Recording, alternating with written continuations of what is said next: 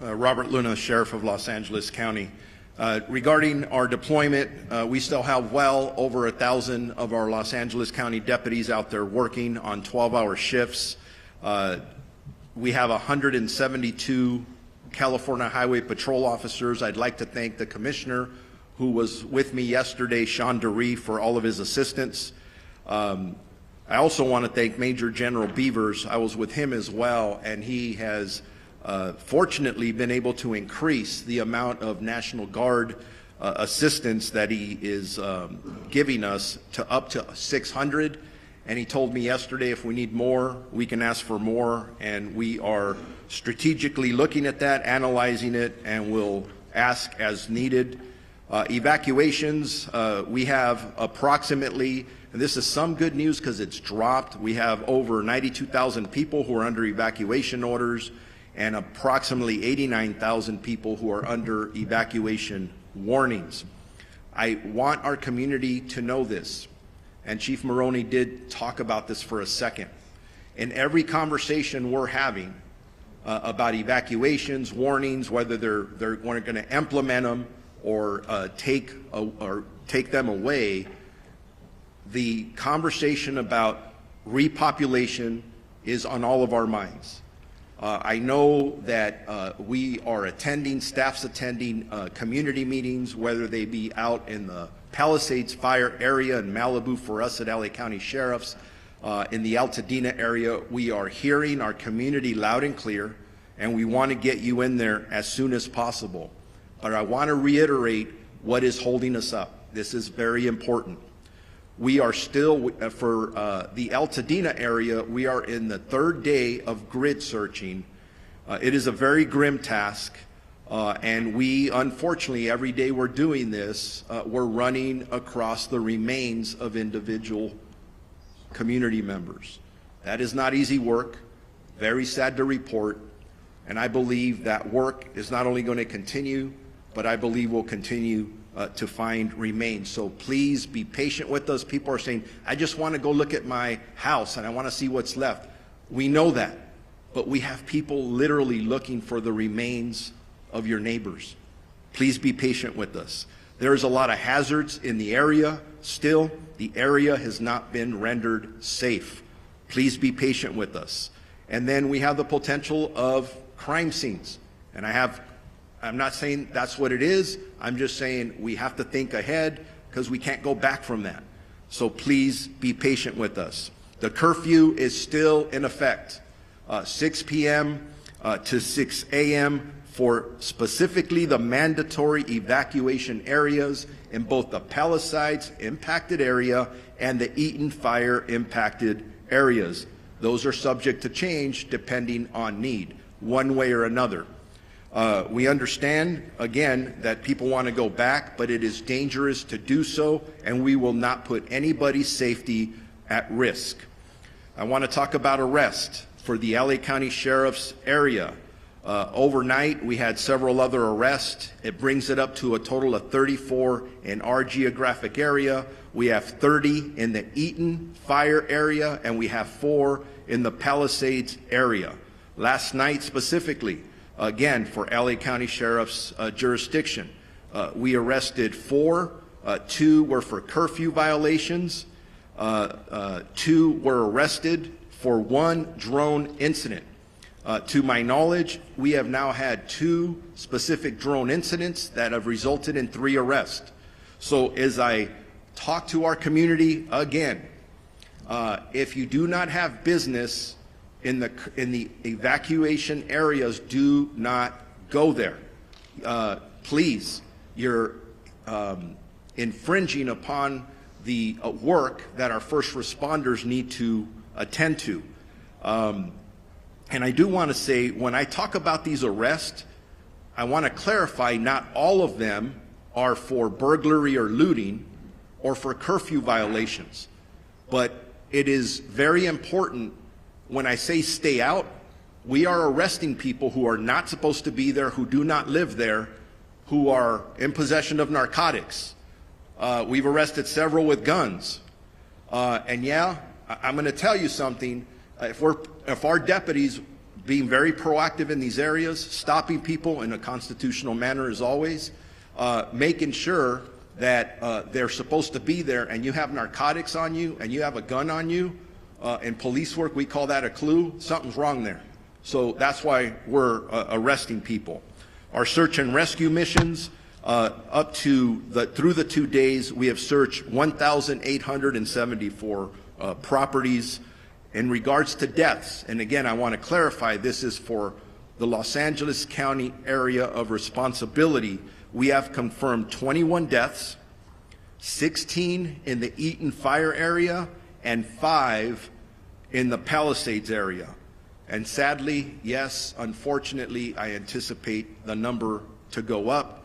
Missing persons, we are actively, have 23 active missing persons reported, 17 in the Eaton fire area, 6 in the Malibu area. All of them are adults. Thank God there's no juveniles. But if you believe you have somebody who's missing, make sure you report that to us as soon as possible. For any updated information that anybody may have, questions, very important questions regarding evacuation orders or warnings or any road closures, please go to lacounty.gov/emergency for assistance. The American Red Cross is doing an amazing job. Please contact them. And again, for some of the negative things I talk about, there are some amazing stories of community members coming forward to donate items. It's very inspiring. For donations, go to Emergency Network Los Angeles. And now it's my pleasure to introduce Assistant Chief Dominic Choi from the Los Angeles Police Department. Okay, good morning. I want to start by just assuring everybody that our primary focus still remains the safety and well-being of our residents. These fires have caused significant disruptions, but we are working tirelessly with our partners to protect lives, property, and secure critical infrastructure. So as of this morning, LAPD has in the city 266 officers deployed to the Palisades fire. We also have support from our National Guard partners who have deployed 200 soldiers assigned to the incident. We're very grateful for their support.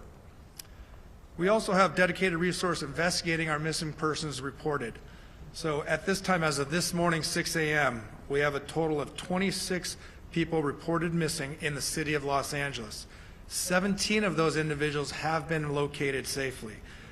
9 of the 9 remaining, 2 most likely were found in the fires deceased, but they haven't been positively identified by a coroner's office yet, so those are still waiting to be identified. 1 individual, we believe, is located safely in a shelter, but that person, we're waiting for confirmation on that. There are 6 that remain unaccounted for, and we're diligently trying to identify and locate these people. So in total, in the city of Los Angeles, since Tuesday when these fires occurred, we have 3 fatalities. Again, 2 were found in the fires, and 1 was a burn victim that was transported earlier this week to a hospital. That person later passed away. If you want to make a missing persons report, you can do so either in person or over the phone. You can call any one of our 21 geographic stations and make that report, or you can call our missing persons investigation unit directly. I'm going to give you the number. It's 213-996-1800 and select option 3. That telephone is manned 24 hours a day currently. As of this morning, the city of Los Angeles, related to the fires, has a total of 14 arrests, 3 for curfew, 1 for impersonating a firefighter, 1 for possession of burglary tools, 4 for burglary, 1 for DUI, 1 for felony vandalism, and 3 for shoplifting. As the sheriff just mentioned, it's not just for looting or burglary that you're going to jail or curfew. If you're in the area, you don't belong in the area, you will be stopped and questioned, and whatever crime is being committed, you will be held accountable for that. So please stay away from these evacuation areas. Regarding escorts, we talked about this a little bit yesterday, but we tried to be compassionate and put together a team to escort residents to their homes to either retrieve small pets or their medication. but that line became exceedingly large, and it was causing more problems than solutions. We have halted this escort service for the safety of everyone involved. Currently, we don't have any timeline of when we're going to open up that service, if at all. So please be patient with us. We know you are waiting. If you are still waiting at any of these checkpoints to be let in or escorted, please do not wait there. You will not be let in or allowed to have an escort at this time. Also, another important reason for stopping these escorts is because we have search operations beginning. Over the next 48 hours, we'll be working alongside LAFD Search and Rescue, our ATF partners, as well as the LA County Coroner's Office throughout the burn areas, giving priority to those people that are reported missing in these burn areas. From there, grid search will take place that could result in crime scene preservation and then recovery of remains. We hope that the high volume of resources dedicated to this effort will expedite the process. And as many of you know, the dry conditions and winds increasing, it's possible that evacuation orders may increase. I know overnight we saw some of the evacuation orders turn into warnings, but we can absolutely see some of these areas increase to mandatory evacuations again. So we urge you, please heed these orders. It can save your life. And as we also previously mentioned, identifying the cause of these fires is critically important to all of us. In conjunction with our partners and led by ATF, we have created a Los Angeles Regional Wildlife Investigative Task Force. And while their work is still in the early stages, we're committed to identifying the cause and origin of these fires, and we're also committed to holding anyone who's responsible for these fires accountable. And to further protect the residents of Los Angeles, in the city, our curfew is also still in effect from 6 p.m. to 6 a.m. In short, if you don't belong there, don't be there. In closing, I want to reiterate that our department and all of us standing here this morning are with you. I want to express my deepest gratitude to the firefighters, our fellow law enforcement partners, and volunteers who are putting themselves in harm's way to protect our communities and help people recover. Their bravery and dedication are truly inspirational. We are also grateful for the patience and cooperation of our residents during this difficult time. We know this is not easy. Thank you and be safe. At this time, I'd like to introduce Los Angeles County District Attorney Nathan Hochman.